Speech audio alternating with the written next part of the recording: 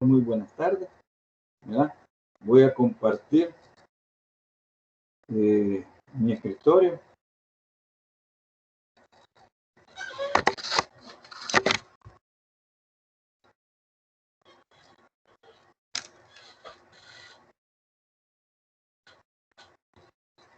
¿Se ve la presentación? Sí, Lick. Y me escuchan bien, ¿verdad? Sí, Lick. Vale, ok, entonces tengan todos muy buenas tardes.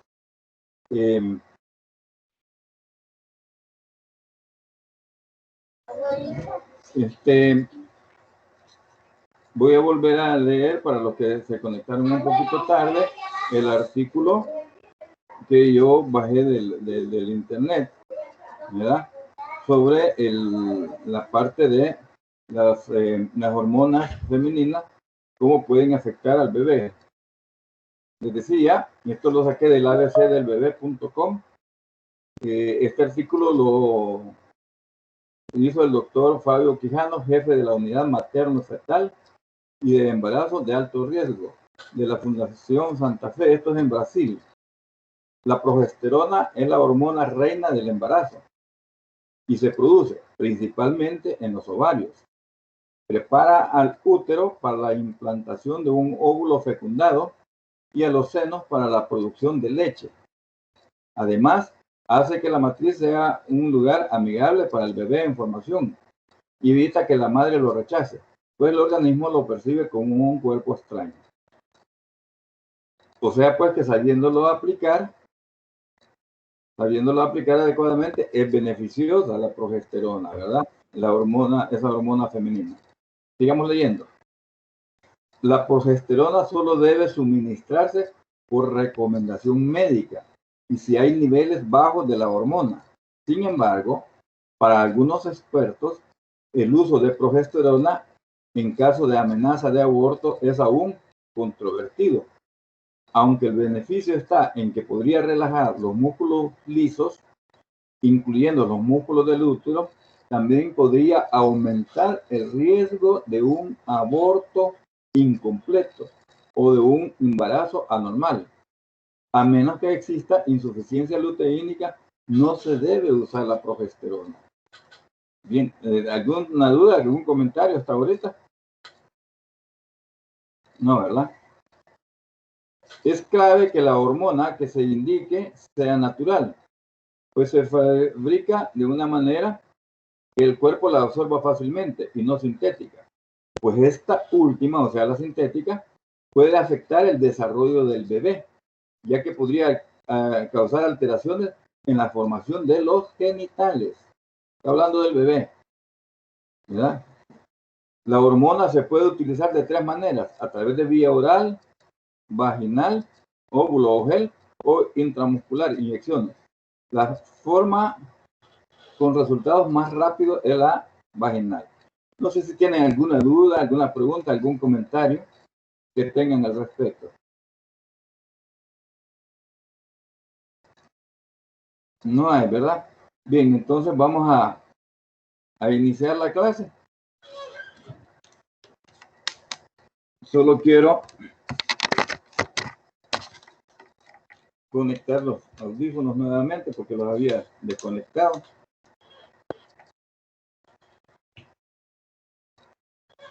La presentación la ven todos. Sí, Lick. Ok, me escuchan bien, ¿verdad? Perfecto, entonces vamos a concluir con esta parte que estábamos platicando en la clase pasada. El conocimiento sobre el desarrollo humano posibilita emitir pronósticos sobre el comportamiento futuro. Allí decíamos pues que una persona que ve mucha violencia intrafamiliar puede, no es una ley, ¿verdad? Pero hay grandes posibilidades de que si es niña, que tienda a rechazar al hombre. Y si es varón, se convierta en un maltratador de mujeres, ¿verdad? Entonces, por eso es que podemos predecir. Pero acuérdense que el pronóstico no siempre se cumple, ¿verdad? Los pronósticos no es como dijéramos, esta es lo que va a suceder. No es lo mismo que decir esto es lo que puede suceder. Solo es un pronóstico. Pues se pronostica el comportamiento futuro cuando tenemos conocimiento sobre el desarrollo humano. Y ahí acabamos de poner el ejemplo, ¿verdad? Ahí estamos hablando un poquito de la parte biológica, ¿verdad? Que pronostica que puede haber un embarazo al usar más que todo la progesterona. Bien, ¿alguna duda, pregunta o comentario?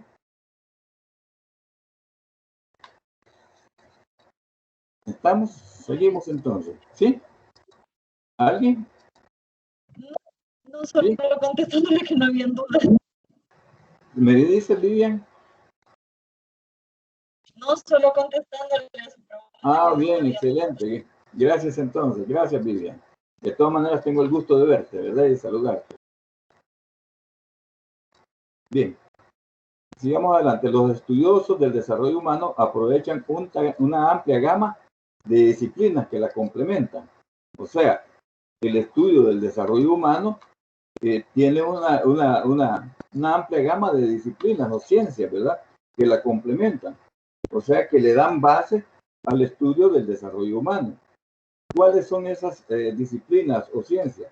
La biología, que sabemos nosotros que es el desarrollo biológico, el desarrollo del cuerpo, la genética, de lo que hemos estado hablando un poquitito, ¿verdad? Lo que los padres nos heredan cuando llegamos al vientre de la madre, digo los padres, porque en la genética influye tanto el espermatozoide como el óvulo.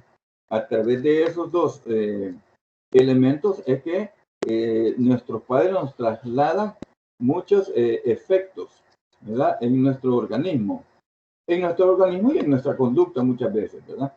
La psicología, por supuesto, ¿verdad? Que nos establece, pues, el comportamiento que una persona puede tener, ¿verdad? Los problemas psicológicos que puede tener una persona.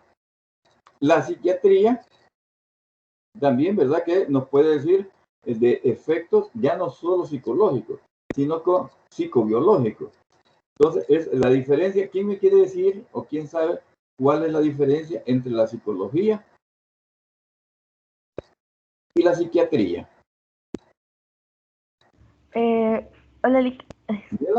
¿Sí? Bueno, tengo entendido que la diferencia entre la psicología y la psiquiatría tiene que ver con que en el caso de la psiquiatría, los psiquiatras tienen la facultad para recetar medicamentos en caso de un padecimiento por parte del paciente. En cambio, la psicología no. La psicología se encarga más bien de diagnosticar o de determinar si existe dicho padecimiento, o sea, dicho trastorno, y en caso de existir y de requerir un tratamiento médico, el paciente va a ser referido a un psiquiatra. Bien, bastante bien tu respuesta, casi excelente. Ya voy a aclarar un poquito. Pero hay una partecita en la que se difiere un poquitito, ¿verdad? Pero eso se trata acá, pues. Aquí no somos sabios, nadie. Y todos los días aprendemos. Bien, ¿alguien más quiera agregar algo? Yo, Lick, Ah, ok, excelente. Bien. así como dice Gaby, sí que en psiquiatría se pueden dedicar, ¿cómo se dice? Bueno, se dedican a las enfermedades mentales y sí pueden recetar medicinas, y el psicólogo se puede estudiar para tratar la salud mental, o se puede dedicar a otras áreas. Sí, efectivamente. ¿Alguien más quiera agregar o comentar? Bien, les voy a decir exactamente la diferencia entre lo que hace un psicólogo y lo que hace un psiquiatra. El psicólogo trata problemas mentales, ¿verdad? Y hay tratamientos específicos para ello. Y como decía Gabriel en un principio, no pueden recetarle medicamentos, ¿verdad? Porque son problemas mentales, no son enfermedades mentales, óigase bien. Y esa es la confusión que a veces hay. de que hay gente que piensa que ir donde el psicólogo es ir donde el que trata la locura. No, no, no, no, no, no. El psicólogo solo trata problemas mentales. El psiquiatra trata aquellas afecciones que se combinan lo biológico con lo psicológico. Entonces, por eso es que el psiquiatra puede, y muchas veces lo hace, recetar medicamentos, porque tiene que darle al problema que la persona tiene, al problema mental, ya no solo es psicológico, sino que también es biológico. Entonces puede recetar, ¿verdad? Puede recetar perfectamente bien.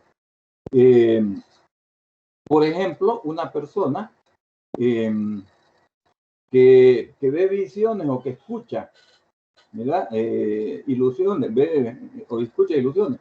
Ahí sí hay una afección, no solo psicológica, sino que biológica. Ahí entra el psicólogo.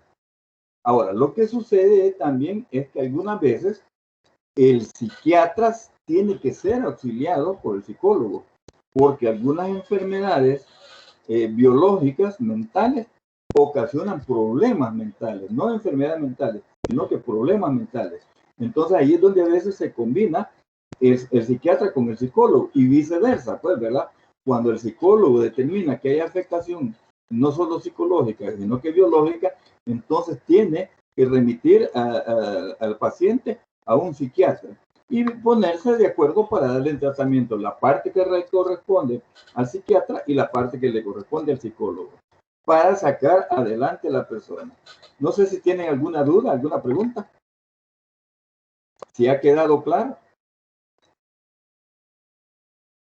Muy bien, sigamos entonces. El otro es que ayuda a estudiar el desarrollo humano, es la sociología, ¿verdad? O sea, acordémonos de que nosotros todos recibimos una influencia de la sociedad y ahí es donde entra el sociólogo, ¿verdad? A estudiar el comportamiento social que afecta el comportamiento individual de la persona. Entonces ahí estamos hablando del desarrollo humano. Además de eso, también el ser humano se desarrolla no solo individualmente, sino que sociológicamente. ¿Alguna duda? ¿Alguna pregunta? No, estamos bien, ¿verdad? Está la antropología. La antropología es la historia del ser humano, ¿verdad? Pero la antropología sí tiene un estudio mucho más amplio, porque estudia la parte no solo biológica, sino que cultural, ¿verdad? Sino que cultural de la persona. O sea, el antropólogo ve las secuelas o señales que nos dejaron nuestros antepasados. Y ahí es donde está el antropólogo, ¿verdad? Investigando cómo fue la conducta anteriormente a nosotros, de las personas o de las sociedades. ¿Alguna duda, alguna pregunta? Bien, seguimos. Está, por supuesto, la educación, ¿verdad? Sabemos que la educación influye mucho en nuestro comportamiento. La educación influye mucho en nuestro comportamiento. Y podemos en un momento adecuado, podemos determinar más o menos el tipo o nivel educativo que tienen las personas. Creo que yo les ponía el ejemplo de esta señora que se burló de uno de raza negra, ¿verdad? Que por el hecho de no saber leer, le preguntó dónde queda el mercado municipal. El señor está enfrente, tenía el rótulo, pero como no sabía leer, no lo pudo leer. Entonces le dijo, no sé. Y todo el mundo se rió, ¿verdad? Ahí estamos viendo los niveles de educación. Acá en nuestro país podemos ver los niveles de educación. En otros comentarios hemos dicho que casi anualmente son 1.500.000 estudiantes que inician la primaria. Cada año, perdón. 1.500.000 estudiantes que están a nivel de primaria. Pero ¿cuántos llegan a la universidad? 28, 30.000, ¿verdad? ¿Cuántos? No, llegan más, pero llegan tal vez unos 80.000, porque son varias universidades acá en nuestro país. Entre 80.000 y 100.000 logran llegar a la universidad, pero de esos, ¿cuántos se gradúan? De esos se gradúan 28, 30.000, por allá andan los niveles de graduados, ¿verdad? Entonces, ahí podemos nosotros determinar el nivel de educación que tenemos en nuestro país. Entonces, ahí, todos esos datos que proporcionan estas ciencias, como la educación, nos van dando una pauta para poder pronosticar el comportamiento futuro de la persona y el nivel de desarrollo humano que tiene la persona. ¿Alguna duda? ¿Alguna pregunta? No hay, ¿verdad? La otra es la historia. La historia, lógicamente, ¿verdad? ¿Cómo ha sido la historia? Vaya, para poner el ejemplo, ¿cómo ha sido la historia de nuestro país? Antes de la llegada de los españoles, hay un antes y hay un después. Antes de la llegada de los españoles, ¿quiénes son los que le hicieron mayor resistencia a la invasión española acá a nuestros países? Los pipiles, que son la raza autóctona originaria de aquí de El Salvador, los pipiles. O sea, había una fortaleza. Y aquí vemos cómo la antropología combinada con la historia nos puede dar explicación del por qué el salvadoreño dicen que tendemos a ser más violentos. Eso tiene ahí, esa explicación la encontramos en la combinación de la antropología y la historia de nuestro país, ¿verdad? ¿Por qué? Porque nosotros fuimos grandes guerreros, ¿verdad? Grandes guerreros que le hicimos fuerte frente a los españoles. Y ya sometidos en la colonización, hemos seguido siendo rebeldes. Lo único que desgraciadamente no hemos sabido ser rebeldes. ¿Por qué? Porque mientras estuvo el dominio español hasta el 15, desde 1580 y algo, que 84 creo que fue cuando llegaron acá a El Salvador los españoles, hasta 1821,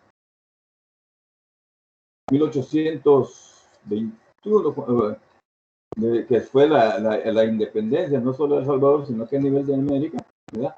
Hubo un dominio español.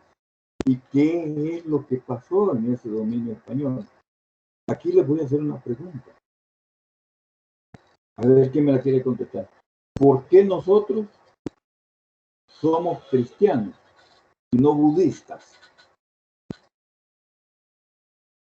La mayoría de salvadoreños somos cristianos. Llámese católicos, llámese evangélicos, como ustedes quieran. ¿Por qué somos cristianos? ¿Alguien sabe por qué? O deduce o cree por qué es que la mayoría somos de la religión cristiana. No, nadie me ayuda ahí. Ok. Porque nos colonizaron cristianos. Porque nos colonizaron cristianos. Excelente, Gabriela. Nos colonizaron cristianos. Esa es la razón por la cual nosotros somos cristianos. ¿Qué tal si hubieran venido hindúes a colonizarnos? ¿Qué tal si hubieran venido mahometanos a colonizarnos? ¿Qué fue lo que hizo la iglesia cristiana? Y en esa época, la iglesia católica, que era la que predominaba en España, ¿qué fue lo que hizo la iglesia católica? ¿Qué hicieron los sacerdotes de esa época? Acá en nuestros países. Obligar a la gente a que creyera en Cristo. Y el que no, después de aleccionarlo y de decirle Cristo es aquí, Cristo es allá, aquel que no practicaba o no creía en eso, lo mataban. Simple y sencillamente, lo mataban. ¿Ya? Entonces, ¿qué es lo que pasó? Que hubo otro elemento adicional.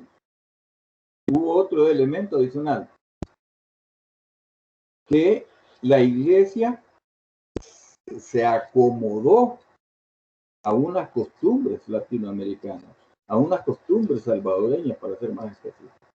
Y por eso vemos nosotros que hay prácticas indígenas, o sea, de nuestras culturas originales, mezcladas con el catolicismo. Y si no, ¿de dónde creen ustedes que surge el 3 de mayo? ¿De dónde creen ustedes que surge el 3 de mayo, que es el Día de la Cruz, donde se le ponen un montón de frutas? Esa era la fecha en que los originarios de nuestra tierra le hacían una fiesta, una reverencia al Dios de la tierra, porque era precisamente cuando comenzaba la naturaleza a dar frutos, y es cuando ellos ya podían tomar de esos frutos. Por eso era una veneración que le hacían a la naturaleza. Y eso fue retomado, pero bajo el criterio mezclado de que ponían las frutas al pie de la cruz para que adoráramos a la naturaleza a través de la cruz, a través de la práctica cristiana. No sé si alguien quiere comentar al respecto.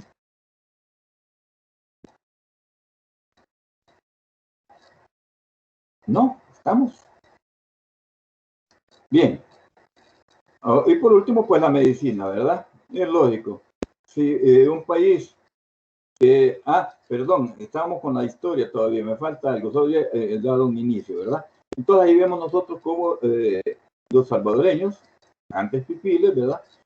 Fuimos rebeldes y le hicimos fuerza y costó mucho de que se convirtieran al cristianismo, tanto que tuvieron que hacer ese tipo de combinaciones. Yo les he mencionado una, ¿verdad? La adoración a la naturaleza. Gabriela, ¿tú querías decir algo? ¿Estamos bien? No, estamos bien, ¿verdad? Excelente. Bueno, ok.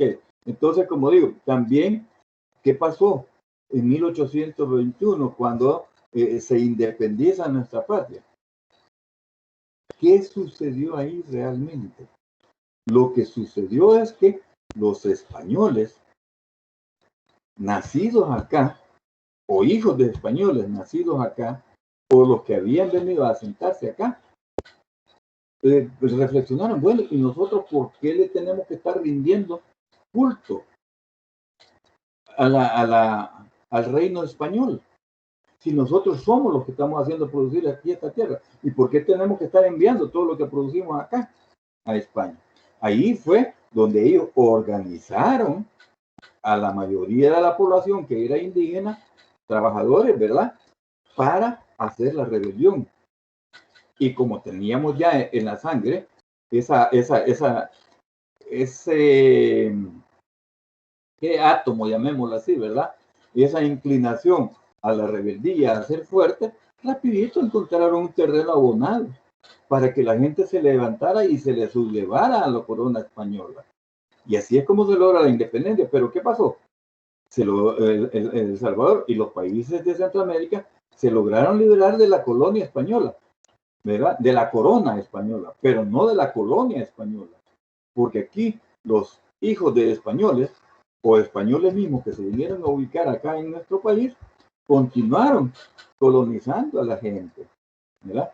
Y ahí es donde fueron sucediendo otra serie de revoluciones, ¿verdad? Otra serie de manifestaciones en contra del statu quo de la sociedad nuestra. Y así, tal vez los que más se mencionan, los que más han sobresalido son precisamente de la independencia, la insurrección que hubo en 1932 contra Maximiliano Hernández Martínez, que al final en 1948 culminó con el derrocamiento de Maximiliano Hernández Martínez a través de una huelga de brazos caídos, donde ni un empleado se presentó a trabajar, ¿verdad? Para ahogar económicamente al gobierno, porque nadie pagaba tampoco los impuestos, ¿verdad? Y los ricos ya no podían pagarlo porque no había producción. No había producción, ¿verdad? Entonces, ¿por qué fue esa protesta de 1932? Porque se había venido acumulando el robo que le hicieron a los verdaderos propietarios de la tierra aquí en nuestro país, cuando expropiaron las tierras ejidales y comunales a los indígenas. ¿Y pasaron a manos de quién? A manos de los que detentaban el gobierno. Y si no, vean la historia. ¿Para qué fue que quitaron eso? Para meter el café acá en nuestro país. Para meter el café. ¿Ya? Entonces, ahí tenemos nosotros ya el efecto.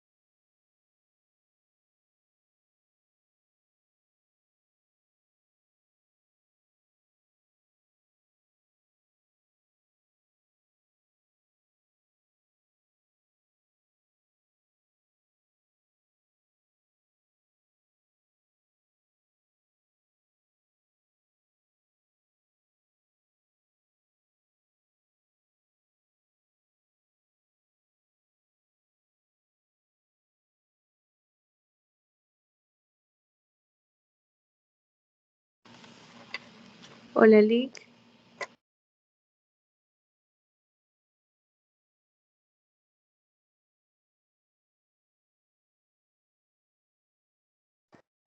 Vanessa, a ver si me escuchas. Sí, no sé si estaba hablando, pero no lo escuchaba. Sí, estaba hablando. Fíjense, algo pasó, quizás hubo un pequeño bajón de corriente aquí, pero me sacó totalmente de la reunión. Entonces, lo que hice fue volver a reingresar para comunicarme con ustedes. Bien, de todas maneras, gracias por la espera. Les decía, pues, de que precisamente eso fue una acumulación de incidentes que hubo. Ese robo que se hicieron de las tierras ejidales y las tierras comunales que pertenecían a la gente indígena. A tal nivel llegó la violencia en la época de Maximiliano Hernández Martínez, porque él ordenó que todo aquel que se vistiera de forma indígena, ¿verdad? Con vestimenta indígena, o sea, el pantalón de manta, ¿verdad? Camisa de manta, que era lo que ya existía, la forma de vestirse, acá en El Salvador en esa época, que a eso lo asesinaron, lo mataron, de tal manera que la gente se vio obligada a cambiar su estilo de vida, a cambiar hasta la vestimenta, producto del temor a que se le fuera a asesinar. Hubo, como digo, un levantamiento armamentista, porque no lo puedo decir militar, porque no fueron los militares los que tuvieron ese levantamiento, sino que fueron los ciudadanos de El Salvador los que se levantaron en armas contra Maximiliano Hernández Martínez. Y ahí fue donde Maximiliano Hernández Martínez hizo esa gran matanza, esa gran masacre. 32,000 campesinos murieron en esa época. Y después de eso fue que él ordenó que todo aquel que se vistiera en la forma en que se vestía el campesino en esa época, que fuera asesinado, ¿verdad? Que fuera asesinado. Hasta que se llegó a 1948, ¿sí?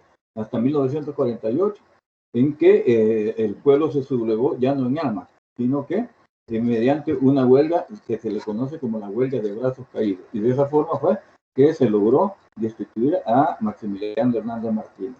A partir de ese momento, quienes tomaron el mando hasta 1979 fueron los militares. Fueron los militares acá en nuestro país, pues que han sido considerados también personas que estaban al servicio de la gente más rica, que quería conservar lo que le había robado a los salvadoreños. Entonces lo que hicieron fue, ¿quién pueden acá? Los militares. Ellos tienen el poder, tienen la fuerza. Entonces con ellos tenemos que congraciarnos. Y le pagaban, aparte de lo que ganaban como presidente, le pagaban, y más lo que robaban también. Hubo varios presidentes aquí que se hicieron millonarios, incluyendo algunos cafetaleros que fueron presidentes de la República, ¿verdad? Y con los militares, pues, ¿verdad? Podemos mencionar algunas masacres más pequeñas que se hicieron, ¿verdad? O asesinatos. En 1969, recuerdo yo, que fue cuando por primera vez se hizo pública la existencia, a manera que la conociera todo el pueblo salvadoreño, la Asociación Nacional de Educadores Salvadoreños, Andes, 21 de junio, que se le llama, ¿verdad? Ahí asesinaron a algunos profesores, pero hubo una huelga en la cual el gobierno se vio obligado a acceder a algunas, no a todas, a algunas de las exigencias que tenía el movimiento de profesores. Y ahí se mantuvo Andes, ¿verdad? Incluso durante la guerra civil.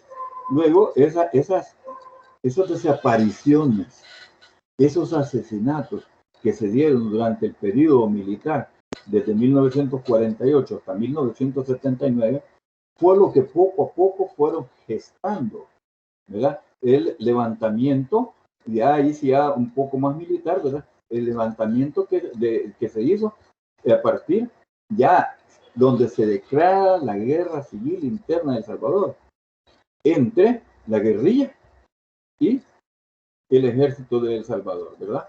El ejército de El Salvador. Entonces, como ven ustedes, por eso dicen que somos así. Esa es parte de nuestra historia, ¿verdad? Esa es parte de nuestra historia. Y como ven, aquí mezclamos un poquito la antropología, lo que traemos en la sangre, y un poquito la historia, ¿verdad? Bien, ¿alguna duda, alguna pregunta, algún comentario que quieran hacer?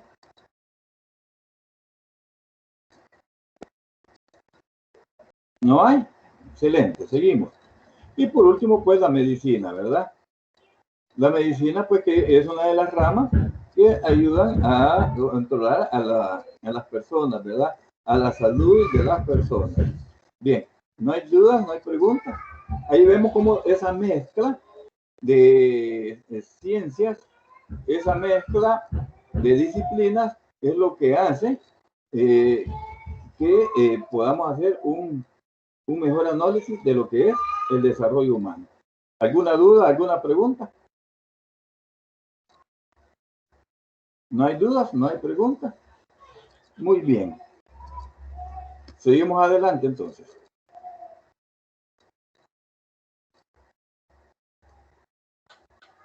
El ciclo vital, teóricamente, es la división de la existencia en etapas, las cuales son un constructo social, fíjense, son un constructo social, o sea, construcción de una sociedad, o sea, un concepto o práctica que parecería, ¿sí? Disculpe, no estoy compartiendo la pantalla, no sé si está leyendo otro documento aparte. No, cómo no. Sí, es que cuando me sacó, creo que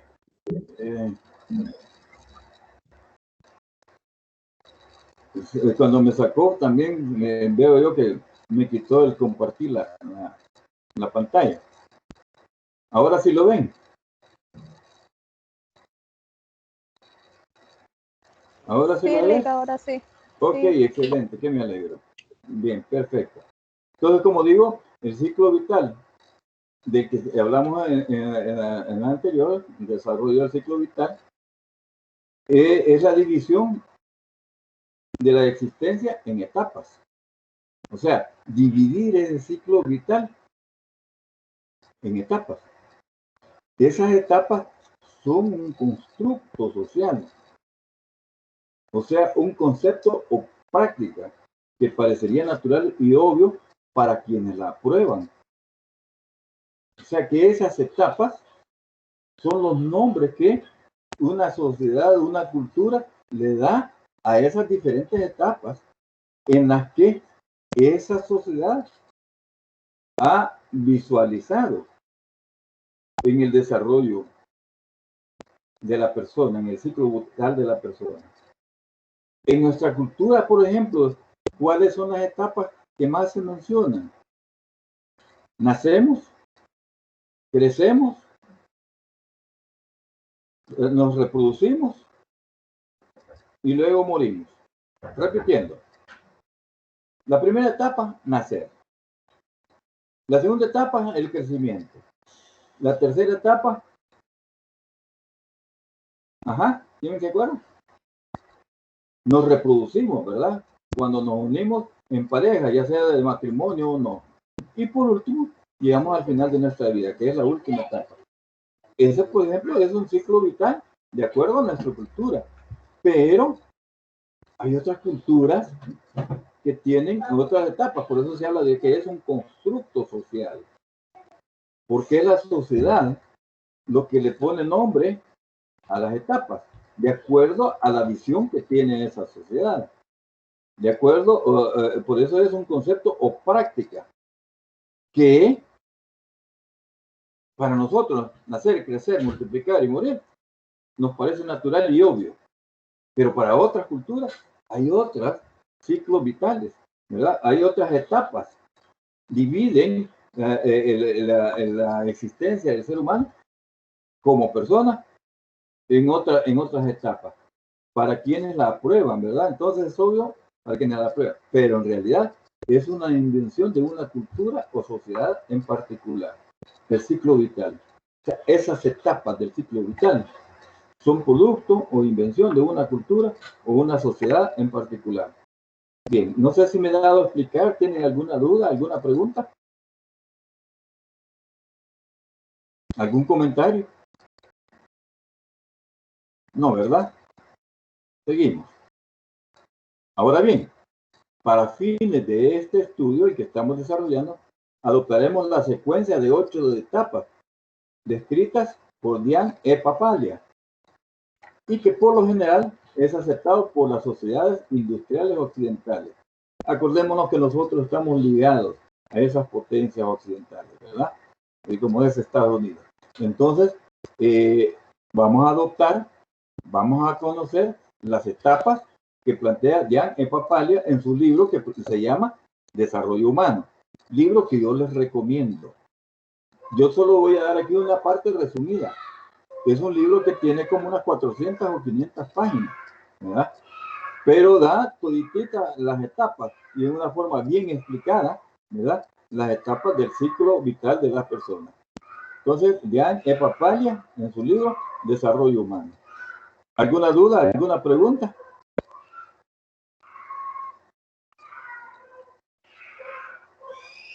Entonces, vamos a la primera etapa que plantea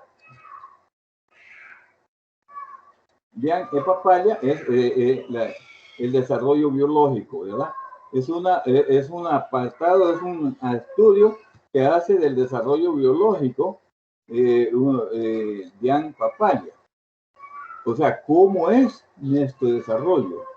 Desde el momento de la concepción hasta el momento en que morimos. Entonces, ese desarrollo biológico, Papalia lo distribuye en 8 etapas. La primera etapa, la etapa prenatal. Mira, a ver qué le pasa al niño. A la niña. Etapa prenatal, que comprende desde la concepción al nacimiento del niño. Es la etapa prenatal, desde la concepción hasta el nacimiento. ¿Cuándo es que sucede la concepción? ¿Quién me ayuda?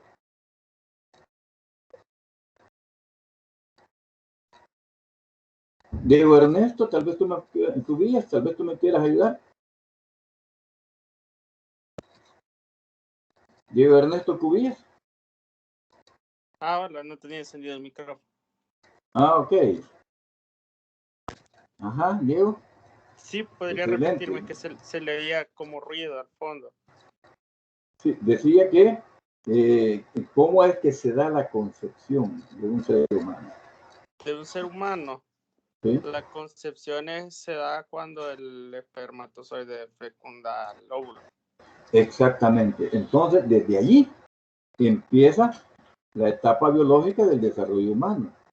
Ahora ustedes van a entender y quizás le van a dar más fuerza a ese criterio de que la persona se empieza a desarrollar desde el momento de la concepción.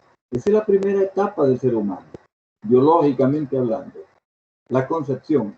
Entonces, esta etapa se le llama etapa prenatal, que como digo es desde el momento de la concepción hasta el momento del nacimiento.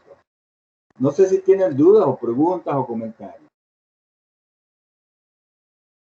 Ahora ven por qué es que muchos defendemos la vida, defendemos a la persona desde su concepción. Desde su concepción, porque ahí comienza su desarrollo biológico como persona. Entonces, desde la concepción, no es de que al nacer, no es de que como todavía no ha nacido, no es persona, entonces ya lo puedo abortar. Es un crimen. El que hace un aborto, lo que está haciendo es matar a una persona biológicamente definida, ¿verdad? Porque desde el momento en que se da la unión del óvulo con el espermatozoide, desde ese momento la persona comienza a existir. Nada más que en una proporción bien mínima, que no se puede ver sino a través del micrófono. Pero ya hay una persona que está teniendo su desarrollo biológico. Y eso, como digo, es la etapa prenatal, que es desde la concepción al nacimiento. Veamos las características. Se inicia con la fertilización o concepción, ¿verdad? Eso ya lo dijimos. La etapa prenatal se inicia con la fertilización, o sea, con la concepción. O sea, fertilización del óvulo por parte del espermatozoide o concepción. En esta etapa se produce la herencia genética, lo que los genes de nuestros padres nos trasladaron a nosotros. O sea, las características predominantes de nuestros padres son las que llegan a formar parte de nuestro organismo, parte de nuestro ser. Por eso se le llama herencia genética, ¿verdad? Hay incluso enfermedades de origen genético, ¿verdad? O sea que hay enfermedades que son heredadas. Por ejemplo, cuando una persona en vida ha padecido sífilis, al engendrar un hijo, tiene grandes posibilidades de que ese hijo, y aquí viene lo que decíamos antes, ¿verdad? El pronóstico, ¿verdad? El pronóstico tiene grandes posibilidades de que ese hijo nazca con labio leporino. ¿Ya saben cuál es el labio del leporino? ¿Alguien no sabe? Que me indique para explicárselo con mucho gusto. Lick, solo una cosa, ya el término labio leporino no es utilizado, ahora se le dice paladar hendido. Exacto, así es, ¿verdad? Eso se le dice ya en el ambiente más cultural, ¿verdad? Pero en el ambiente a nivel de pueblo es labio leporino. O sea, el término se sigue utilizando.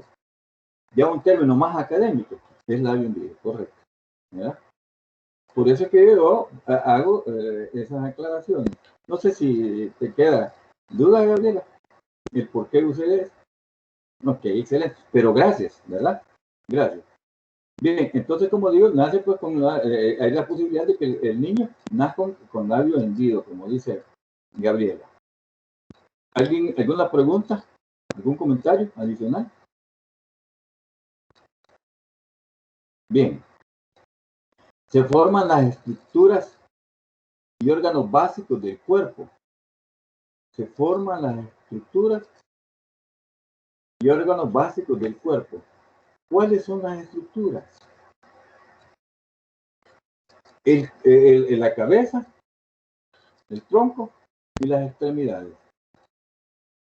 Esas son las estructuras. La cabeza, el cuerpo y las extremidades. Y los órganos básicos. ¿Quién me ayuda? ¿Cuáles son los órganos básicos?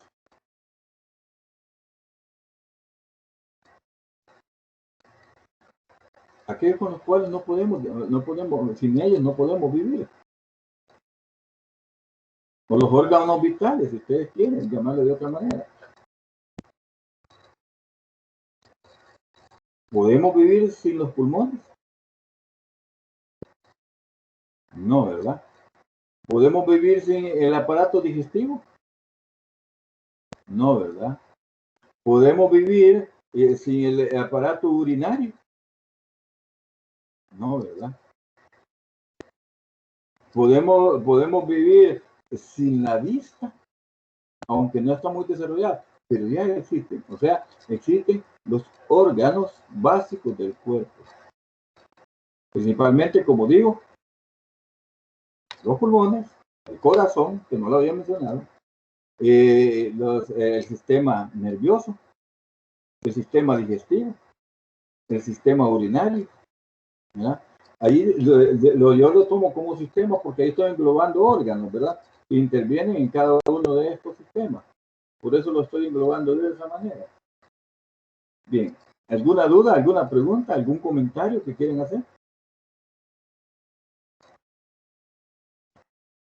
La otra característica también es que ahí se da el mayor crecimiento físico de la vida.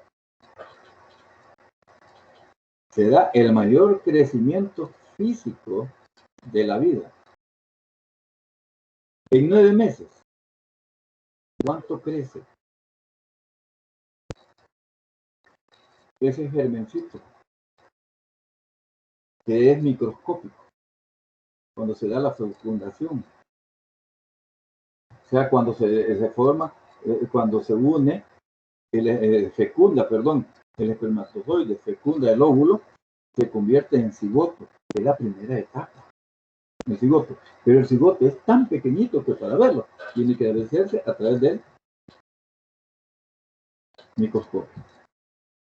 Y a los 9 meses de estar en el vientre de la madre, nace. Imagínense usted cuánto creció de ese cigoto tan chiquitito que solo era microscópico y en 9 meses llega. ¿Cuánto es que llega a medir un niño al momento del nacimiento? ¿Quién me dice? ¿Cuánto mide? ¿Cuánto es el promedio en nuestro país?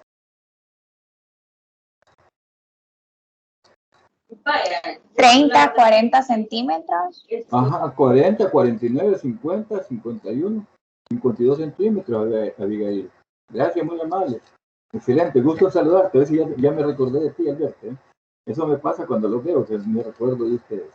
¿Verdad? Entonces, exactamente, por ahí anda, entre 40 y 50 centímetros.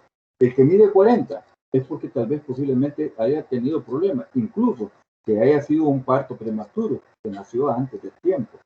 Pero en nuestro medio, lo normal anda ahí por los 47, 50 centímetros. ¿Verdad? Entonces, ¿cuánto creció ese ser desde la fecundación, o sea, desde que se deformó el cigoto hasta el nacimiento? O sea que creció más de 47 centímetros. Porque estamos hablando de que tuvo milésimas, el tamaño de él fue milésimas de centímetros. Y estamos hablando que llega a 47, pongamos 47, era un promedio. Centímetros. ¿Cuánto ha crecido en 9 meses? 47 centímetros. ¿Qué pasaría si nosotros cada 9 meses creciéramos 47 centímetros? ¿Quién me dice? En 10 años, 47 centímetros. Digamos que sea al año, los 47 centímetros. Estamos hablando que en 10 años mediríamos 4.7 metros, ¿verdad? 4.7 metros. Y no eso. Por eso es que, con eso es una forma en que se demuestra que efectivamente En la etapa prenatal es cuando se da el mayor crecimiento físico de la vida. Crecemos 47 centímetros. Empezamos de 0. Al momento de la fecundación es que iniciamos con las milésimas de centímetros. ¿Verdad? Milésimas de centímetros. Y ahí crece 47 centímetros. Luego, ¿alguna duda, alguna pregunta, algún comentario que quieran hacer? ¿No hay? Sigo. Luego, otra de las características es el crecimiento acelerado del cerebro. El crecimiento acelerado del cerebro. Aquí les voy a poner algo que lo tengo aquí en la esquinita de abajo en la presentación. Se lo voy a poner un poquito más grande. Si ustedes observan el tamaño de la cabeza en relación al cuerpo. ¿Qué piensan ustedes? ¿Quién ha crecido más? ¿La cabeza o el cuerpo? Miren el tamaño de la cabeza. Es casi del tamaño del cuerpo. O sea que el desarrollo ha sido grande. El crecimiento, como dice aquí, de la cabeza, que es donde está el cerebro, el crecimiento, se da el crecimiento acelerado del cerebro. Y también en esa etapa hay una gran vulnerabilidad a las influencias ambientales y alimenticias de la madre. Cuando hablo de las ambientales, habla del ambiente social, el ambiente natural, ¿verdad? El ambiente de trabajo, el ambiente familiar. Todas esas van a influir en el niño. ¿Por qué creen ustedes que esas influencias de la madre van a volver, van a golpear al niño? ¿Por qué creen ustedes?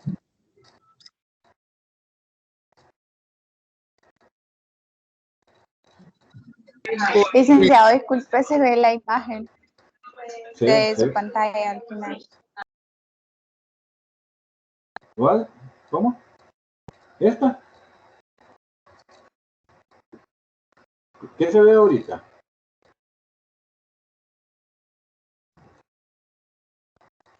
Ya Ahorita sí se ve la presentación. presentación. Ok, excelente. Entonces ahí les decía yo, ¿no? Ahí les presenté yo cómo se ve el crecimiento del cerebro, ¿no? Y esto ya lo habíamos terminado de ver y ahora estamos en la gran vulnerabilidad a las influencias ambientales y alimenticias de la madre. ¿Por qué creen ustedes? Me pueden interrumpir porque no estoy viendo la imagen de ustedes.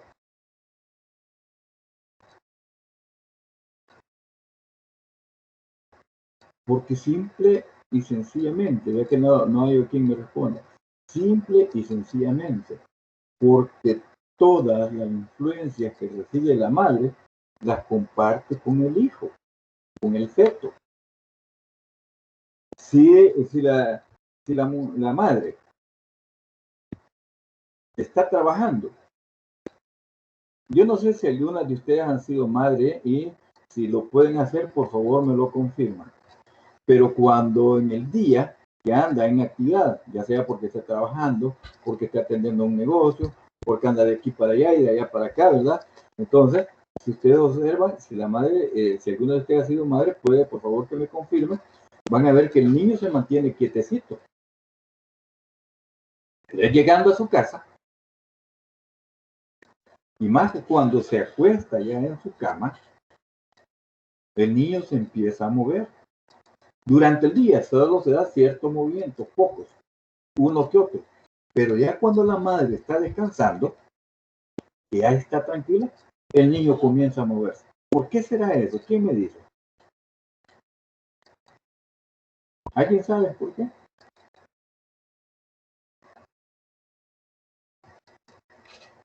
Ok, nadie, ¿verdad? Mire, eso simple y sencillamente porque esa presión, ese estrés que vive la madre, lo percibe el niño. Y acordémonos nosotros somos parte del reino animal y tenemos un instinto bastante fuerte, el instinto de conservación.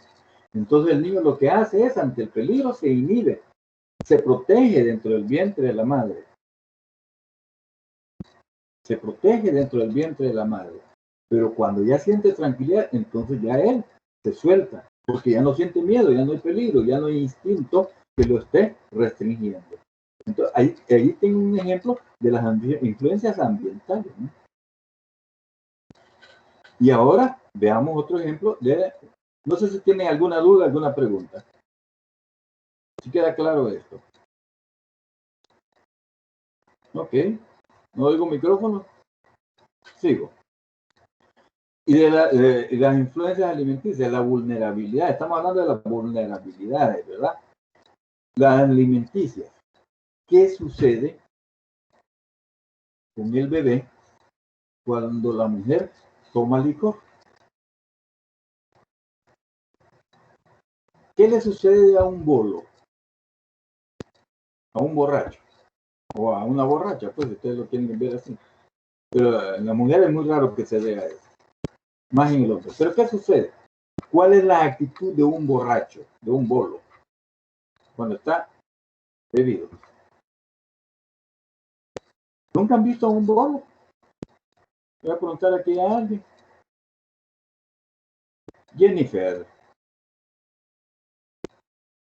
Melissa Flores. Jennifer Melissa Flores.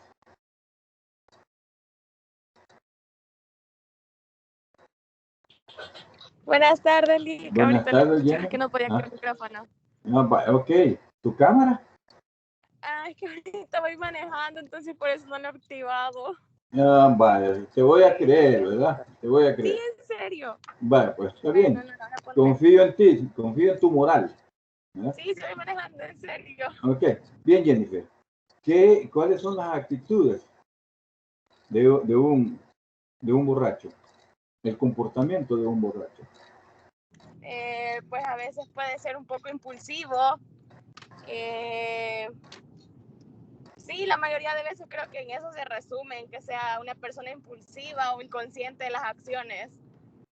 Ajá. Aparte de que pues diga cosas que no tiene que decir o cosas así, pero si lo podemos resumir, creo que eso sería.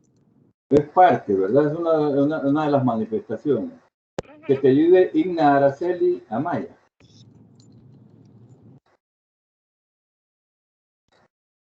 Igna Araceli.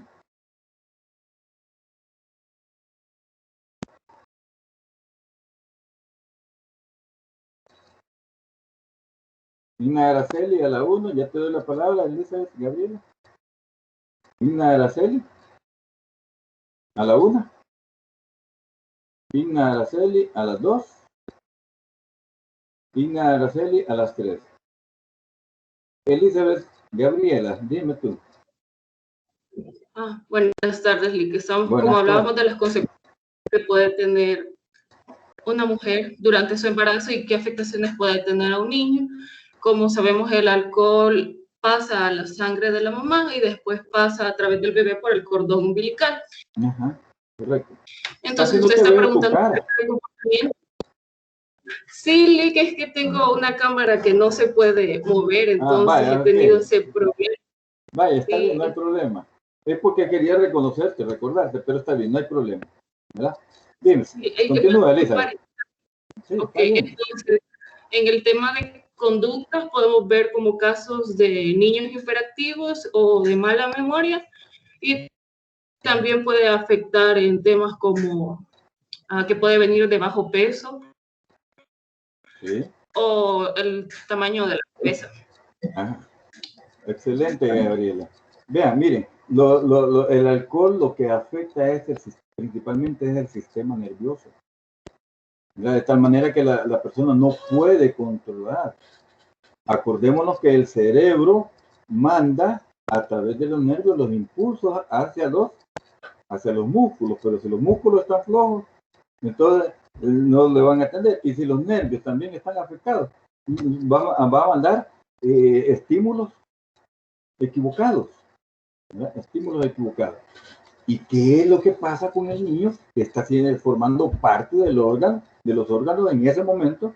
Es un órgano más de la madre. ¿Qué pasa con él? Se va a ver afectado en su salud. Se va a ver afectado. Voy con otra pregunta, para que me ayuden. ¿Qué pasa con las personas que fuman? Eso se lo voy a explicar yo. Mira, para que avancemos un poquito más. Vean. ¿Para dónde se va el humo del cigarro? Se va para los pulmones. ¿Dónde es que se va a purificar la sangre? Se va a purificar a los pulmones. Deja lo que ha recogido en el cuerpo desechable en los pulmones, que sale a través de nuestras exhalaciones, ¿verdad? Y recoge el oxígeno supuestamente limpio, el H2O, ¿verdad? Completito. Pero desgraciadamente, para el fumador, eso no es solo H2O, ahí va el humo del cigarrillo. Y está demostrado que el humo del cigarrillo da cáncer. ¿Ya? Lo primero que afecta es donde el primer impacto es en los pulmones. Por eso es que hay mucha gente que fuma que termina con cáncer en los pulmones. Pero esa sangre que llega a purificarlo con humo, ¿ya? A tomar humo de los pulmones, ese humo lo lleva todo el resto del organismo. Por lo tanto, ese humo puede provocar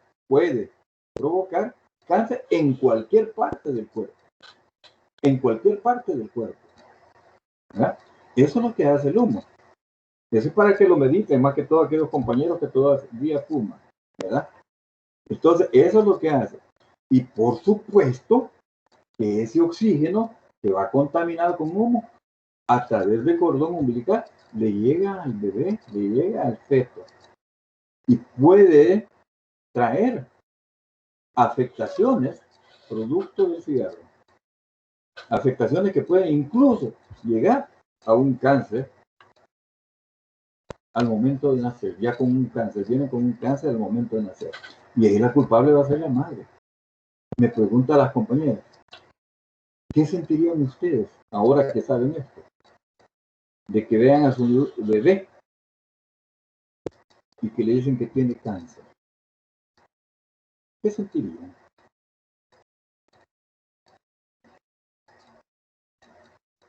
Jennifer, Melissa, ¿qué sentirías tú? Si tú fumaras y ves que tu bebé nace con afectación de algún tipo de cáncer, ¿qué sentirías saber que tu bebé viene con cáncer sabiendo que tú eres la culpable porque tú se lo inyectaste a través del cigarro? ¿Qué sentirías?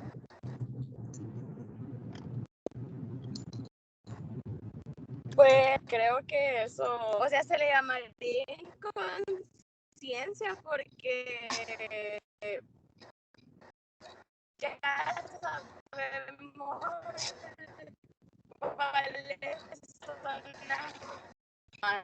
Entonces creo que desde el inicio, desde un embarazo, se llama responsabilidad, más que conciencia y responsabilidad, y al final quien sufre las consecuencias son el niño, no yo, porque no me afecta a mí en lo personal o físicamente. O sea, bueno, sí, aparte de lo de fumar, ¿verdad? Pero, al final quien tendría que recibir el apoyo es el bebé. Siento que en esa parte se... ¿Pero te sentirías feliz de que tu bebé estuviera padeciendo un cáncer por culpa tuya? No. O sea, ¿verdad que no? Es lógico que no. No, porque hay responsabilidad. Mucho más. O sea, mucho más cuidado. O sea, supongo que muchos más medicamentos y ese tipo de cosas. Entonces, ya sería mucho más, aparte de lo que ya requiere un bebé. Ok, gracias. Lick. Dime. Soy Igna. Creo que estaba en el baño, lo siento. Y quiero opinar sobre esto, ya que no contesté la otra pregunta, no me enteré. ¿Puedo? ¿Sí puedo? Sí, se puede. Pues Ajá, de que va, si ya sucedió, entonces ya sería como sentiría culpa, dolor, porque fue por irresponsabilidad, como dice mi compañera, porque pudiendo evitarlo no lo hice. Al menos si lo hacía antes, ya desde el momento que vos te enteras que pues sí, que hay otra vida que depende de ti, de lo que vos hagas, ya si uno no hace nada por evitar algo que sabe que le puede afectar al bebé en el futuro, ya si eso sucediera sería como una culpa grande, un dolor grande, porque pues sí, el niño no tenía como nada que ver con los vicios de uno y aún así el único afectado va a ser él. Y ya. Ok, gracias. Hoy vamos a dar para participar a los compañeros, a los caballeros. José Isaac Valdés, tú depositas buenas tardes, José. Tú depositas tu espermatozoide en el óvulo. Sí. Si tú fumas, ese espermatozoide va a ir contaminado también. ¿Y qué pasaría si tu señora no fuma y tú fumas y el niño padece con un cáncer o con una deformación? ¿Qué sentirías tú de ver que tu hijo, producto de que tú fumaras, saliera con una afectación que puede incidir el cáncer? Pues quizás me sintiera culpable, de verdad, pero quizás enfrentarse con el problema, quizás en ese mero momento, quizás lo mejor fuera mantenerse positivo y buscar alguna solución, ¿verdad? Para poder, para que el niño pueda vivir, ¿verdad? Y no sé, mantenerse positivo, Sí. porque yo creo que a pesar de que hay un montón de niños que padecen así de cáncer, muchos logran salvarse y otros no, ¿verdad? Entonces, depende de dónde sea el cáncer, ¿verdad? Depende también. Pero sí, yo creo que lo mejor es mantenerse positivo y pedirle a Dios, ¿verdad? Que pueda superar, en el caso si fuera yo, ¿verdad? Poder superar eso, ¿verdad? Y encontrarle una solución. En el caso que todo saliera mal, pues sí creo que afectaría en un cierto tiempo el no sé, cómo se siente uno psicológicamente también. Sí. Ok, excelente, gracias, José. Les voy a compartir algo muy privado. Yo fumé durante 44 años, un promedio de 30 cigarros diarios. Fíjense que hice las cuentas. Y durante 44 años significa que yo quemé $72,000. Esa fue una de las cosas que me dolió cuando ya hice la reflexión. En 44 años, un promedio de 30 cigarros diarios, quemé $72,000. $72,000 que quizás yo tendría otra casa que me diera alquiler para vivir un poquito mejor, ¿verdad? Pero no, los tiré así. 1, 2. Y esto es lo más grave. Yo desde que mi hijo nació, yo creo que algunos de ustedes lo conocieron, ¿verdad? Desde que mi hijo nació, pues yo ya fumaba, ¿verdad? Yo ya fumaba. Suerte pues que él no trajo ninguna afectación, ¿verdad? Pero cuando él tenía 16 años, yo lo descubrí que estaba fumando. Entonces, cuando yo le llamé la atención, ¿saben cuál fue la respuesta que me dio él? Papá, si desde que yo nací te he visto fumarme, y ese ha sido el ejemplo que tú me has dado, ¿con qué autoridad moral me vienes a reclamar ahora? ¿Qué hubiera respondido? Vamos a buscar otro compañero. Pedro David Coto Ramos. Pedro David Coto Ramos. Sí, dígame, licenciado. ¿Cómo te hubieras sentido tú con esa respuesta que me dio mi hijo? La verdad, hubiera sentido un poco de pena, quizás algo de vergüenza, al ver que yo quiero darle al ver que yo quiero que él haga las cosas bien, pero que él ha visto que yo no he hecho las cosas bien, yo sintiera un poco de vergüenza quizás. Ajá. Y entonces, ¿y qué tendrías, y qué harías si tu hijo te está diciendo no tienes la autoridad moral para reclamarme? ¿Qué harías? Bueno, bien dicen de que se empieza por predicar por el ejemplo, ¿eh? Entonces Ajá. uno tendría que dar ejemplo de lo que quiere, de lo que tú quieres para tu hijo. Entonces sería de dejar de hacer las cosas que no quieres que tu hijo haga. Exactamente, ¿verdad? Entonces, miren, para mí fue un impacto, fue un golpe moral. Así como él me dijo, ¿con qué autoridad moral? No la tenía. No tenía autoridad moral para llamarle la atención. Ni modo, uno de padre se las inventa, ¿verdad? Yo me inventé ahí y le dije, no tengo la autoridad moral, pero tengo la autoridad real sobre ti. Y vas a dejar de fumar. Pero ya ahí era un razonamiento ilógico, totalmente ilógico. Estaba dejando la parte moral, ¿verdad? Para tomar la parte de la fuerza que nos da la autoridad, ¿verdad? Como padre. Esa fue mi respuesta. Y seguí fumando. Como le gané a mi hijo, ¿verdad? Seguí fumando, se quedó callado. Y le dije, ¿verdad? Y le advertí, si yo te vuelvo a ver fumarle, no me va a importar que te queme la boca, pero ahí te voy a estregar el cigarro en la boca, ¿no? Y lo hubiera hecho. Cuando mi nieto tenía 4 o 5 años más o menos, en esa edad, él todos los sábados salía conmigo, yo andaba haciendo mandado y él andaba conmigo. Entonces yo no le quería dar ese mal ejemplo, ¿verdad? Que le había dado a mi hijo. ¿Y qué es lo que hacía? Iba en el carro a la par mía y le decía, mira, y le enseñaba cualquier cosa que viera en dirección contraria a donde yo estaba. Y ella aprovechaba y encendía el cigarro, ya lo tenía yo en la mano, listo, con todos los focos. ¿Verdad? El encendedor, yo uso encendedor, fósforos casi nunca uso. Y bajaba la ventanilla del carro y por la ventanilla iba tirando la ceniza, ¿verdad? Y cada vez que le iba a dar un jaloncito al cigarro, lo distraía que viera para otro lado. ¿Cuál es mi sorpresa? Que un día me dice, abuelo, y cuando yo sea grande, voy a soplar ese tubito. ¿Cómo creen ustedes que yo me sentí?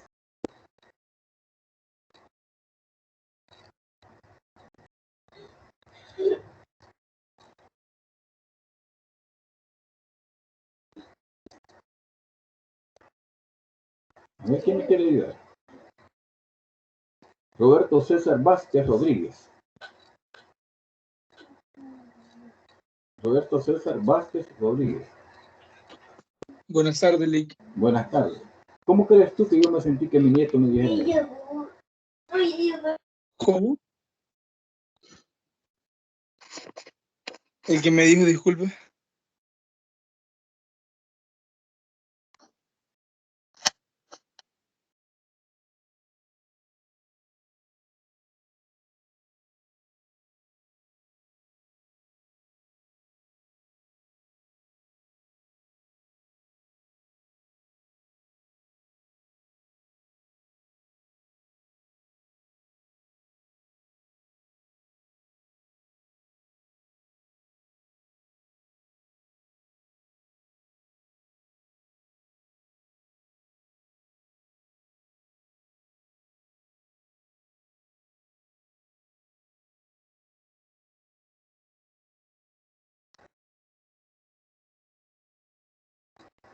¿Me escuchan, compañeros?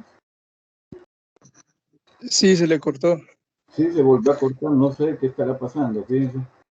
Pero ya es la segunda vez, voy a volver nuevamente a compartir, porque me quita el compartido también. Bien.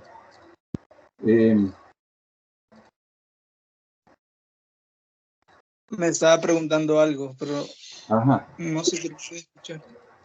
Sí, efectivamente. Mira, lo que yo decía es, qué crees tú que yo sentí cuando mi nieto me dijo, abuelo, cuando yo sea grande voy a soplar de ese tubito? Cuando había tenido la primera experiencia con mi hijo. Pues usted se sintió responsable de ser un mal ejemplo, por un mal hábito. Se sintió responsable de que él viera una figura, quizás no una buena figura, no quizás, sino no una buena figura. Y pues yo creo que se sintió muy responsable de lo que su nieto podría llegar a hacer, a tener un mal hábito como es fumar nicotina. Ok. Gracias, Roberto.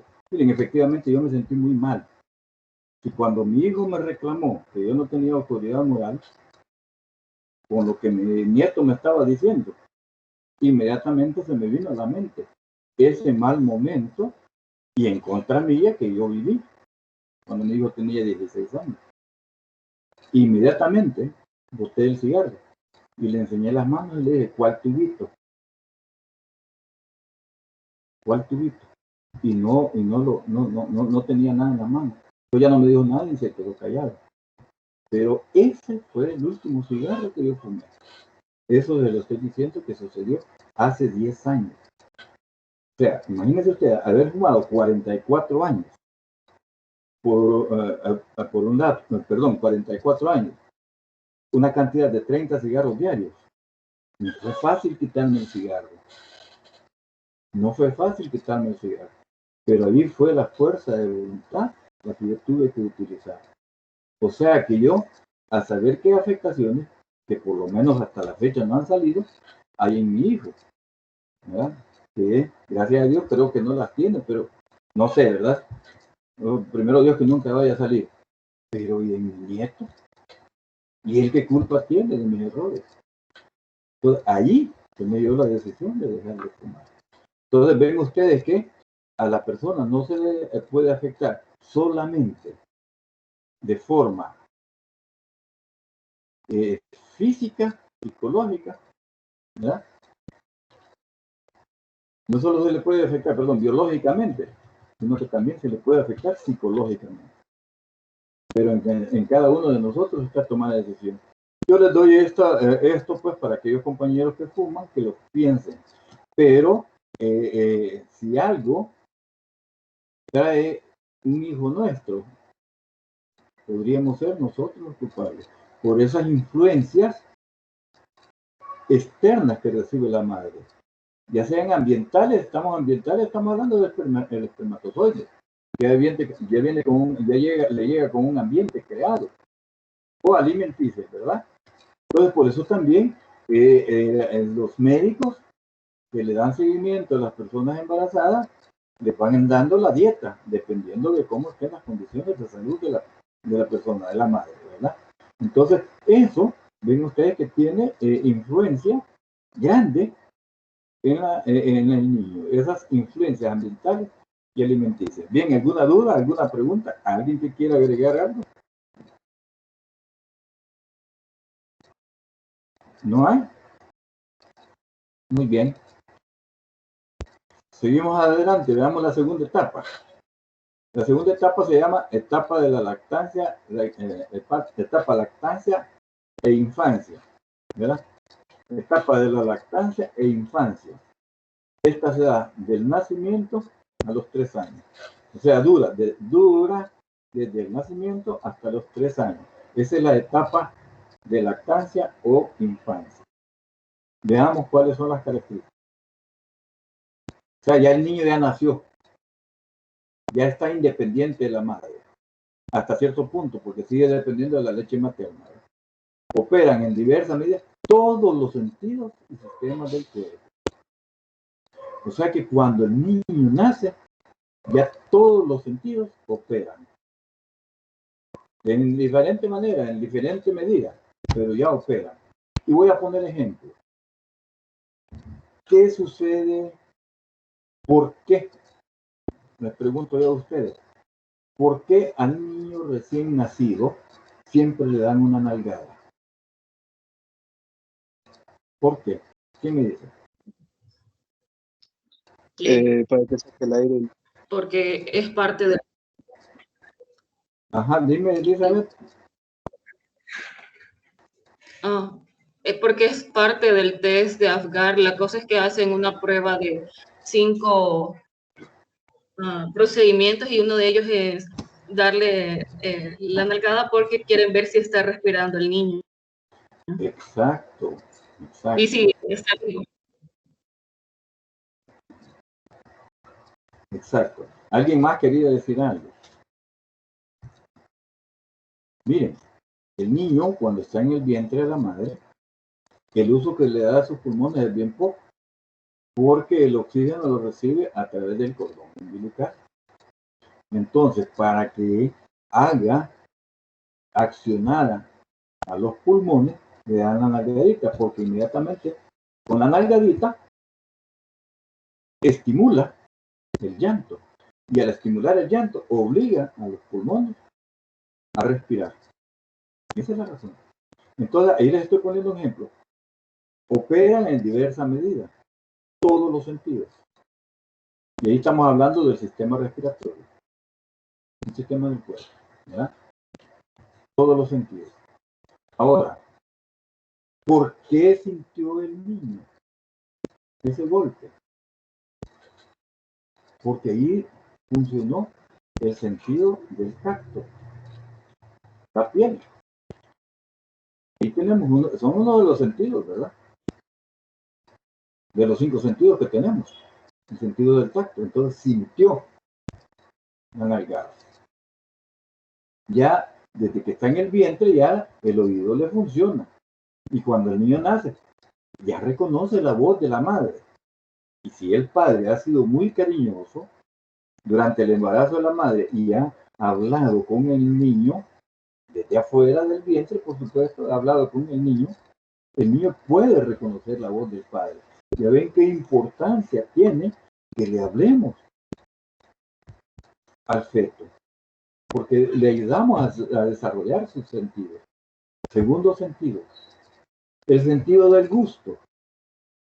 Él no lo ha estrenado, lo tiene, pero no lo ha estrenado. Ya no es a través del cordón umbilical que le va a llegar la alimentación, hoy es a través del pecho de la madre, a través de la mama, como se le dice científicamente, ¿verdad? A través de la mama. Llega la alimentación. Entonces también el sentido del gusto, ahí se termina de desarrollar. Todavía no está bien desarrollado. El sentido del oído, hemos dicho el sentido de la vista, el sentido del olfato, también ya percibe olores, ¿verdad? Y cuando hay un olor que le es desagradable, van a ver ustedes el gesto que hace, que no lo gusta, le rechaza. Y el sentido de la vista, que es prácticamente de los últimos que se pueden visualizar. Cuando el niño nace con los ojos cerrados y casi la mayor parte del tiempo permanece con los ojos cerrados. ¿Por qué razón? Aquí les voy a hacer yo una pregunta. ¿Por qué razón es que se puede dar eso? ¿O por qué razón? ¿Qué les pasa a ustedes cuando han estado en un cuarto o en un lugar oscuro y de repente salen a la luz? ¿Qué sienten en la vista?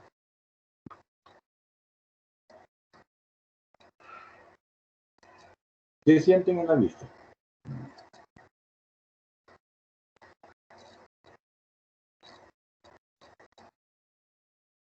¿Alguien ha experimentado eso? Nos incomoda, licenciado. Incomoda, ¿verdad? Así es, incomoda. Excelente. Sienten el impacto. O cuando, y lo podemos ver también, cuando vamos manejando y tenemos el sol de frente. Tenemos, apuyuscamos los ojos, ¿verdad? Valga ahí el término salvadoreño, ¿verdad? Comprimimos los ojos a manera de recibir lo menos posible de luz, porque nos afecta. Pues lo mismo pasa con el niño. Hasta que se adapta a la luz, entonces comienza a abrir sus ojitos. Y cuando abre sus ojitos, no crean que inmediatamente va a ver todos los colores. Normalmente, eso es lo normal, empiezan a ver todo en blanco y negro. Entonces, como digo, por eso dice, cuando nacen, opera en diversas medidas todos los sentidos y el sistema del cuerpo. En la medida que va pasando el tiempo, se van desarrollando más los sentidos y los sistemas del cuerpo. El sistema motor, por ejemplo. ¿Qué es lo que pasa? Los movimientos que hacen los niños. El sistema motor todavía no se puede, no está completo. Porque lo que hace es únicamente mover las manitas y los piecitos acostados en la cama. Pero pónganlo de pie a ver si pueden. Inclusive la columna vertebral. Si ustedes antes de los 6 meses ponen a un niño paradito o cuando lo andan chineando en sus brazos, le ponen las nalguitas en el brazo para que las nalguitas, las posaderas del niño se sienten en el brazo. Eso es lo que le va a afectar a la columna vertebral. Y lo que le puede dar es lo que se llama escoliosis, o sea, una desviación de la columna. Entonces, por eso es que al niño no se le debe sentar en los brazos, sino que se le toma comprimiendo las nalguitas del niño, las posaderas del niño. ¿Para qué? Para darle mayor fortaleza a todo el cuerpo y que se mantenga lo más erguido posible. Bien, ¿alguna duda, alguna pregunta, algún comentario adicional que quieran hacer? Bien, seguimos. Se complejiza el cerebro. Ya en esta primera etapa, en esta segunda etapa, perdón, la etapa de lactancia o infancia, se complejiza el cerebro. Fíjense que ahí en la presentación yo les he puesto esto que les voy a agrandar hoy ahora, para que ustedes lo vean. Mire que aquí vemos las neuronas. Al momento del nacimiento, así están las neuronas de los niños. ¿Ves? Ahí están. Pero si ustedes ven, hay pocas conexiones neuronales. ¿Quién sabe cómo es que se originan las conexiones cerebrales? ¿Quién sabe? Miren, las conexiones cerebrales son cuando vemos, aquí tenemos esto más negrito, redondito, este es el núcleo. Y estos que vemos aquí que se alargan son las dendritas. Entonces lo que hacen es, se unen la unión de dendritas de unas neuronas con otras neuronas, porque a veces podría ser con una sola neurona o con varias neuronas que se unan, esas dendritas, entonces ahí se forma una conexión neuronal. ¿Y qué es lo que produce la conexión neuronal? Cada conocimiento que tiene el niño desarrolla una conexión neuronal. Por eso es bien importante, ¿verdad?, tratar de enseñarle al niño con juegos, porque el mundo de ellos es el juego. ¿Verdad? Tratar de enseñarle a través del juego que vaya desarrollando neuronas, conexiones neuronales.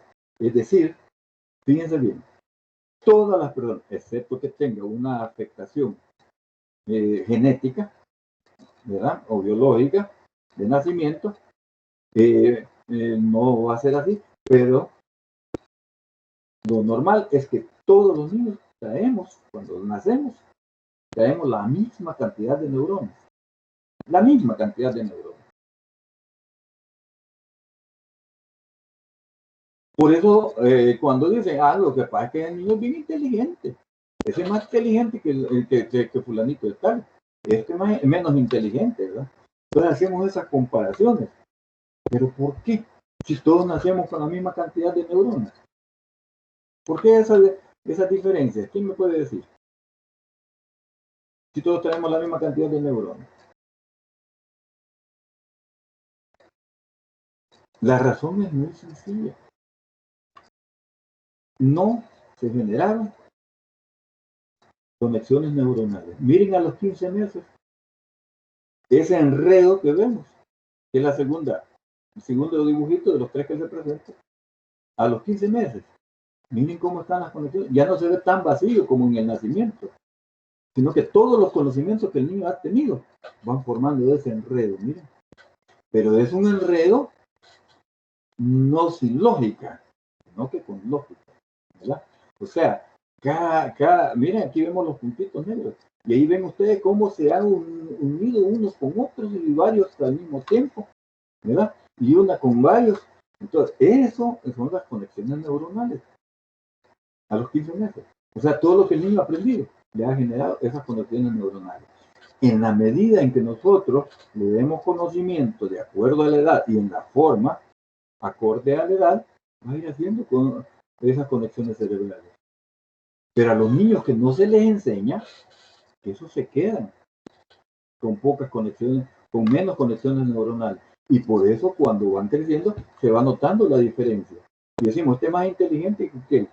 Sí, pero ¿por qué? Porque no, al que es menos inteligente se le enseñó menos. Porque el alimento de las neuronas, ya se dice, el alimento de las neuronas es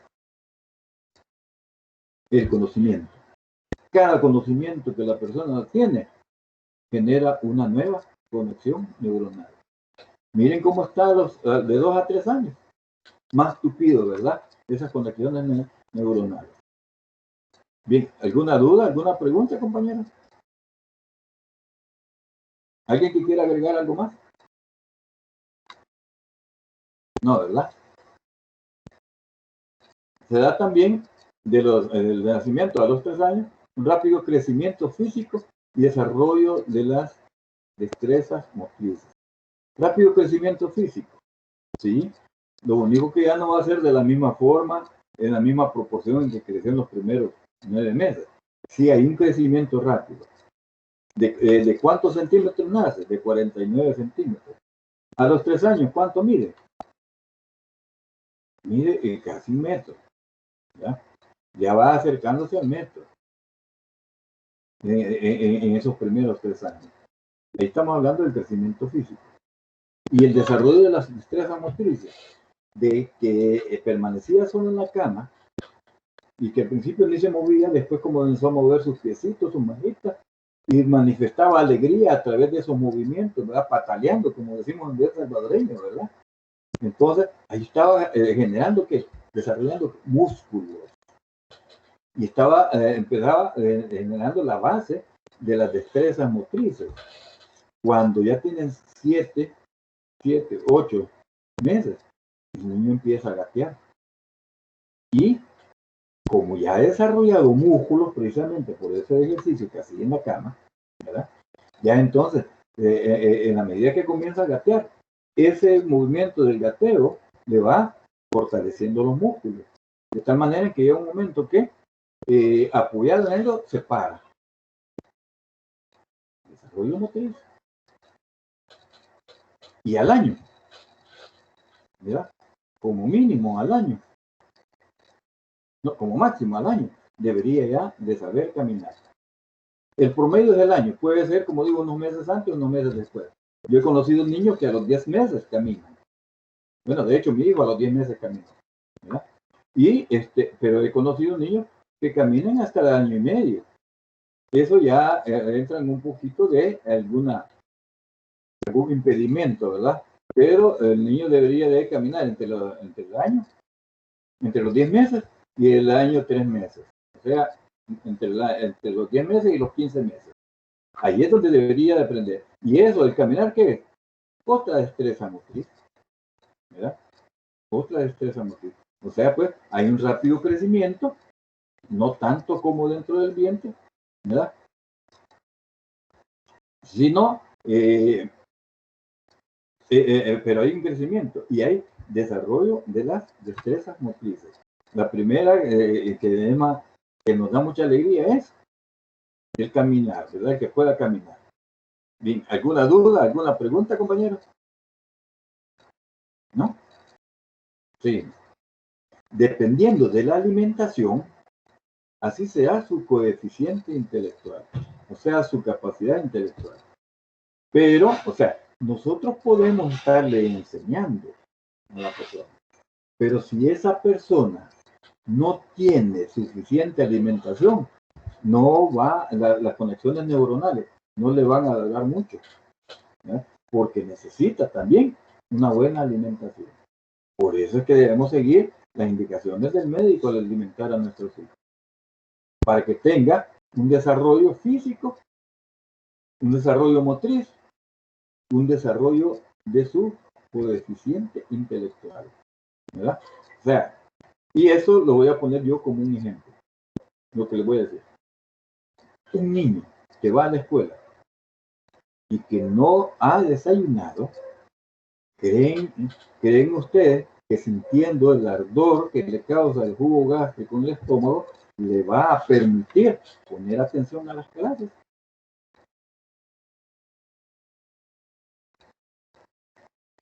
¿Qué dices tú, Jennifer Melissa Flores?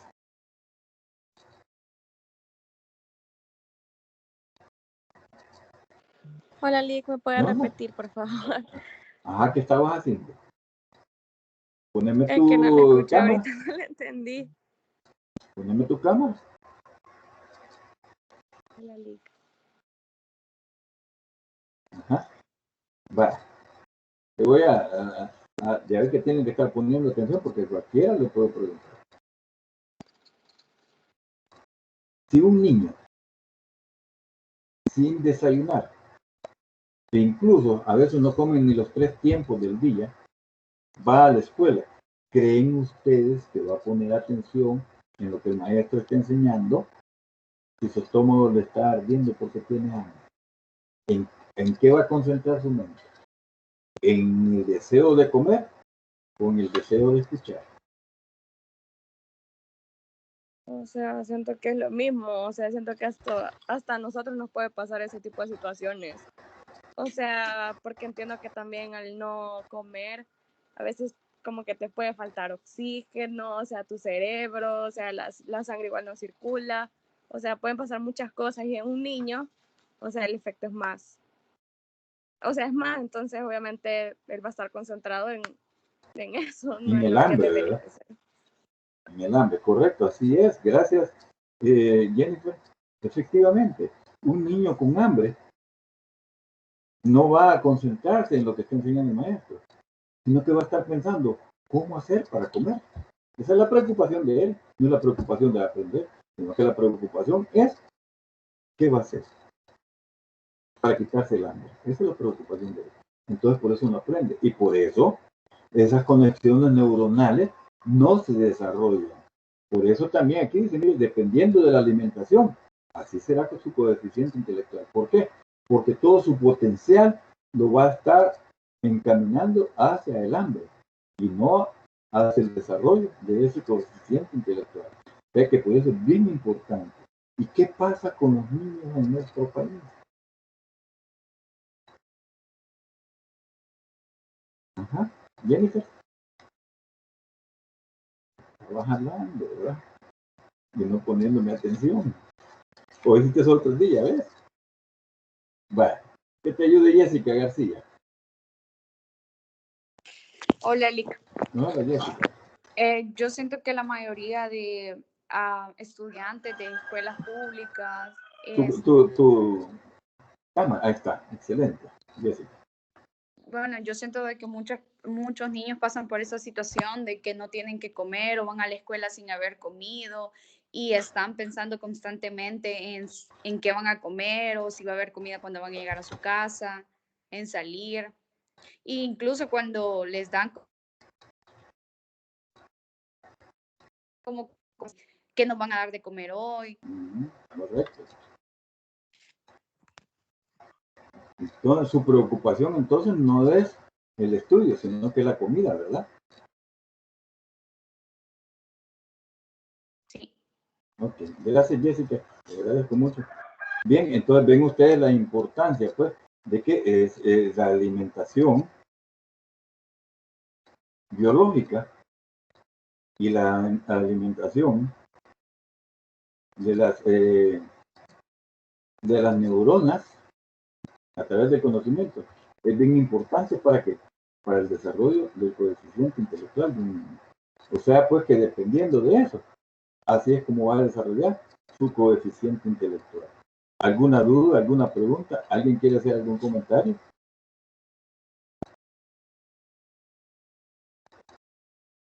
No, ¿verdad?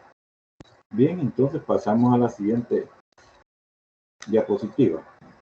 La tercera etapa es la etapa de la niñez temprana, que se da entre los 3 y los 6 años.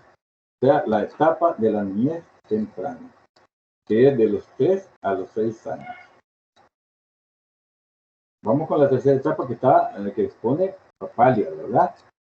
Recuérdense que esto es aceptado por los países industrializados, ¿verdad? Los países más de Occidente.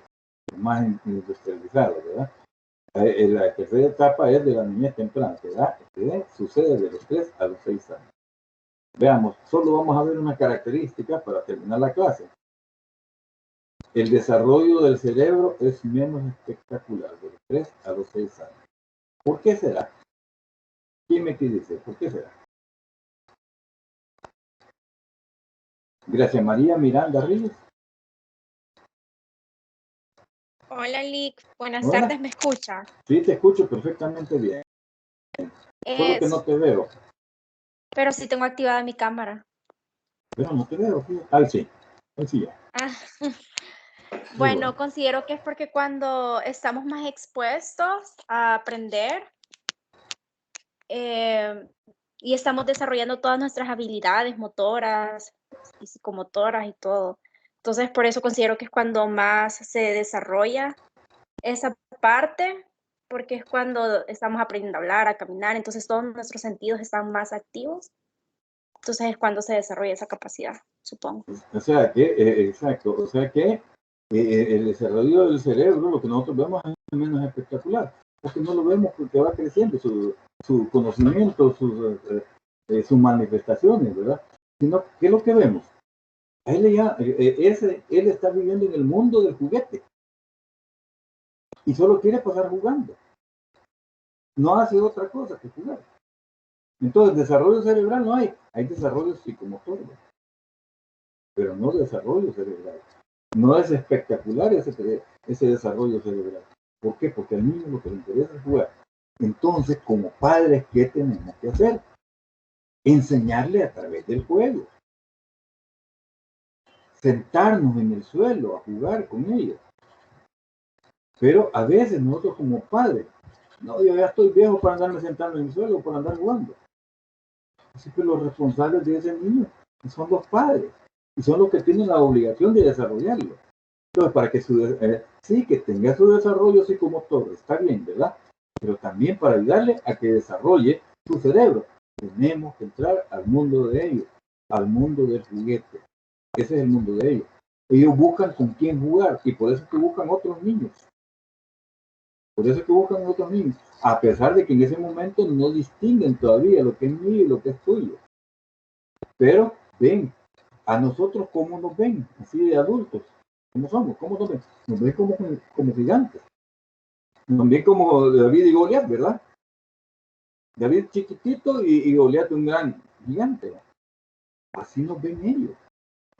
Fíjense que yo tengo, en aquella época de mi niñez, yo tengo todavía presente, había un ropero, estaba barnizado de un barniz café. Pero yo lo veía bien inmenso. Ahora entiendo por qué lo veía bien inmenso. Porque yo era un enano a la par. ¿No? Yo era un enano a la par. Entonces, por eso es que tenemos que bajarnos al nivel del niño. Tenemos que bajarnos al nivel del niño para que él nos absorba y de esa forma ayudarlo, jugando con el niño. Bien, ¿alguna duda, alguna pregunta, algo que quieran agregar? Ok, les agradezco mucho su asistencia, ¿verdad? Su atención. Nos vemos en la próxima clase. Pasen feliz noche. Y me alegra haber visto personalmente a través de la cámara a varios de ustedes hoy este día. Feliz Muchas noche. gracias, Lick. Buenas noches. Okay. Buenas noches. Buenas noches, Lick. Buenas noches. Buenas noches, Jessica. Buenas noches. Buenas noches, Mónica.